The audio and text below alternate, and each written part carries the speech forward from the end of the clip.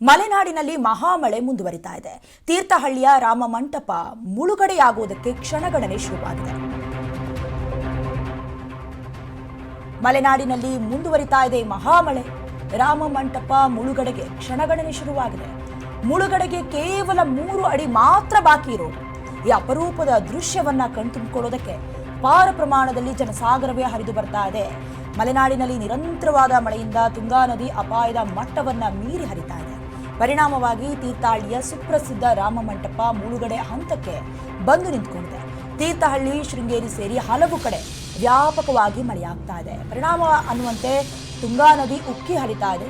ರಾಮ ಮಂಟಪ ಮುಳುಗಡೆಯಾಗೋದಕ್ಕೆ ಇನ್ನು 3 ಅಡಿ ಮಾತ್ರ ಬಾಕಿ ಉಳಿದಿರೋದು. ದೃಶ್ಯಾವಳಿಗಳಲ್ಲಿ ಗಮನಿಸ್ತಾ ಇದ್ದೀರಾ, ಸುಂದರವಾದ ಅದ್ಭುತವಾದಂತಹ ಒಂದು ದೃಶ್ಯಾವಳಿಗಳನ್ನು. ಹಾಗಂತ ಜುಲೈ ತಿಂಗಳಿನಲ್ಲೇ ಹೀಗೆ ಮಂಟಪ ಮುಳುಗ್ತಾ ಇರೋದು ಇತಿಹಾಸದಲ್ಲಿ ಇದೇ ಮೊದಲ ಬಾರಿಗೆ.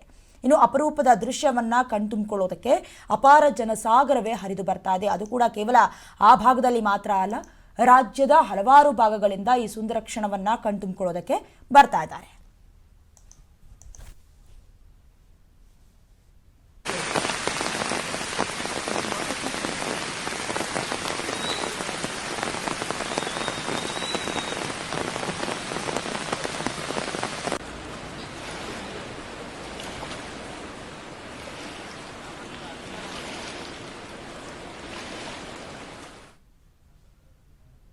ಆಷಾಢ ಶುಕ್ರವಾರ